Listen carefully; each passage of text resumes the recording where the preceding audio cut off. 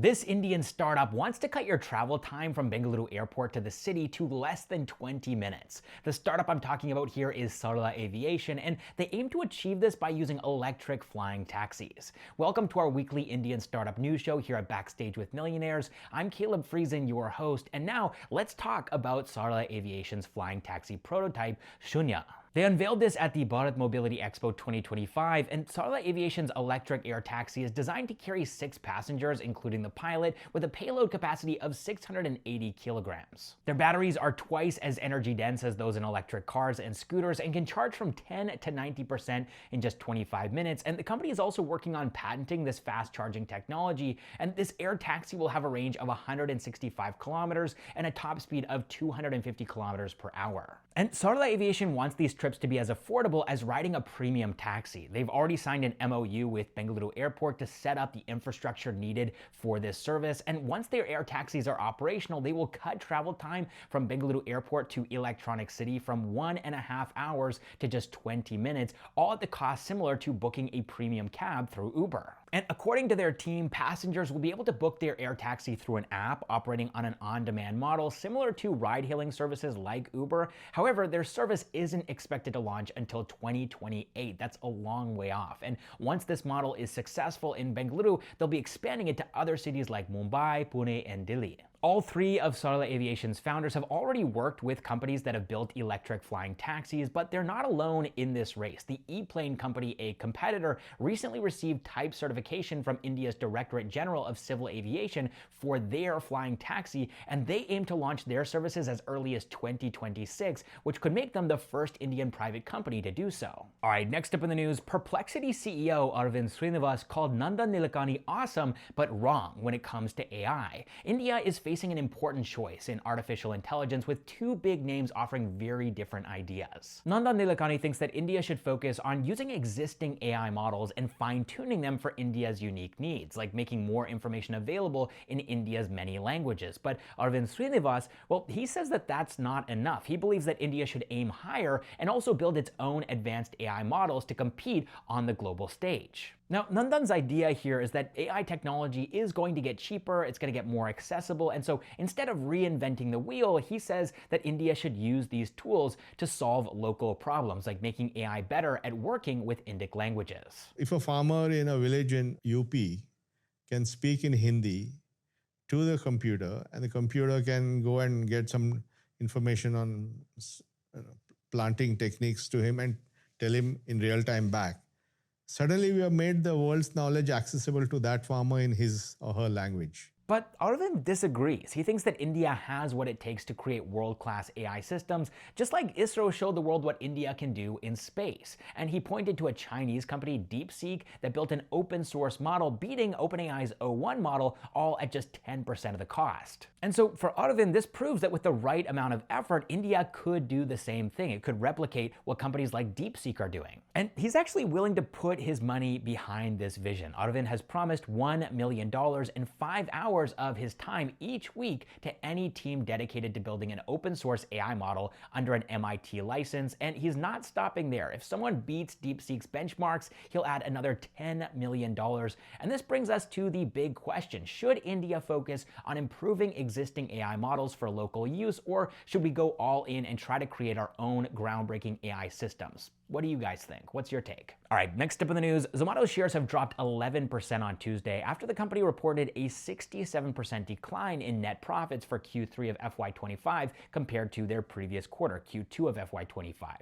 And that wasn't the only setback for this company. Their monthly active customers also fell slightly from 20.5 million to 20.3 million. To make matters worse, a report from ICICI Securities suggests that Zomato might be losing market share in the food delivery segment. Despite the festive season, Zomato's revenue grew by just 3% quarter over quarter in Q3 of FY25. And Rakesh Ranjan, CEO of Zomato's food delivery business, acknowledged the slowdown, saying, "We're currently seeing a broad-based slowdown in demand, which started in November, and we're optimistic about a recovery soon and confident in our long-term goal of over 20% yearly growth in gross order value." But Zomato isn't just dealing with slower growth. They're also facing tough competition in the ultra-fast delivery space. Swiggy's 15-minute delivery service Bolt now operates in 400 cities and accounts for 5% of their orders. Meanwhile, other players like Zepto Cafe and Swish are also expanding rapidly. So in order to stay in the game, Zomato has launched 15-minute deliveries on their main app and rolled out Bistro, a 10-minute delivery service under their Blinkit unit, but ultra-fast delivery comes with its own challenges. Zomato learned this when they had to shut down their previous 10-minute delivery service Instant. Success this time around will depend on building dense kitchen networks and also speeding up food preparation, which is a tough combination to crack. But there is a silver lining for the company. Zomato's profit margins have improved, rising from 3.5 to 4.3% in just one quarter. Their adjusted EBITDA is also up 24%, reaching 423 crore rupees, and the company expects margins to reach 5% in the coming months. All right, next up in the news, PharmEasy is taking another stab at going public after they dropped their plans 2 years back, but this time they'll be doing it without 3 of their 4 co-founders. These 3 co-founders have stepped away from daily operations, although they are keeping their board seats, and Siddharth Shah, the last remaining co-founder, will remain at the helm as CEO, working alongside Rahul Guha, who leads both PharmEasy and its subsidiary ThyroCare. And PharmEasy has undergone a major transformation since withdrawing from their first IPO attempt 2 years ago. Their financial health has improved significantly. The company is now running at a 6,500 crore rupee revenue rate and has managed to cut down their losses by half to 2,533 crore rupees in FY24, but this turnaround came at a pretty steep price. In 2023, PharmEasy underwent a massive financial restructuring that saw its valuation fall by 90% from its peak of $5.6 billion.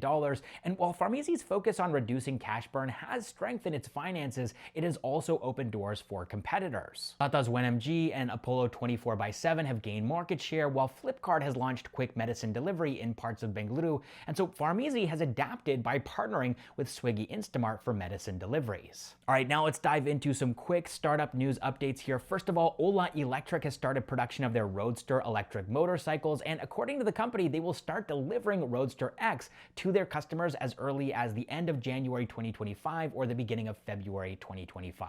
Next up, we have Hindustan Unilever, which has acquired a 90.5% stake in D2C skincare brand Minimalist for 2,670 crore rupees, making it the biggest all-cash acquisition of a D2C brand in Indian startup history. And Peak 15, which held a 27% stake in Minimalist for its 79 crore rupee investment, is expected to make 800 crore rupees, a 10x return on their investment. All right, now let's move into the funding news segment for today's video. This week, Indian startups raised a total of $225 million, which is slightly higher than last week's $223 million, remaining above the trend line. Now, let's take a look at some of the companies that raised funds this week. And the first one I want to talk about here is Thane-based InfraMarket, a B2B online marketplace for construction materials, and they've raised $125 million in their Series F round. Following that, we have a Bengaluru-based industrial robotics manufacturer, Ati Motors, and they've raised $20 million in their Series B round. Then after that, we have Mumbai-based Snabbit, a company that's providing the same services as Urban Company, but Snabbit is doing it in just 15 minutes, and it's no surprise that the founder of Snabbit was the chief of staff at Zepto, and Snabbit has raised $5.5 million in their Series A round. Next, we have Hyderabad-based Landdeed, and they're building a property title search engine which lets you access and verify property ownership records, and they've raised $5 million. And then finally, we have Jaipur-based Cancre, which is a company that's turning agricultural waste like coconut shells into nanocarbons, which are used in batteries to increase their energy density by 125%. So if an electric scooter was giving a 100-kilometer range per charge, with Cancre's technology, that electric scooter's range could be increased to 225 kilometers, and they've raised $1.2 million in their seed round. All right, that is all the Indian startup news that I have for you all this week, and in case you haven't checked it out already, we recently made a video about 5 of the top Indian companies that are building humanoid robots right here in India. So go check that video out if that sounds interesting to you, but either way, I'm Caleb Friesen, and this has been Backstage with Millionaires. I'll catch you in the next one.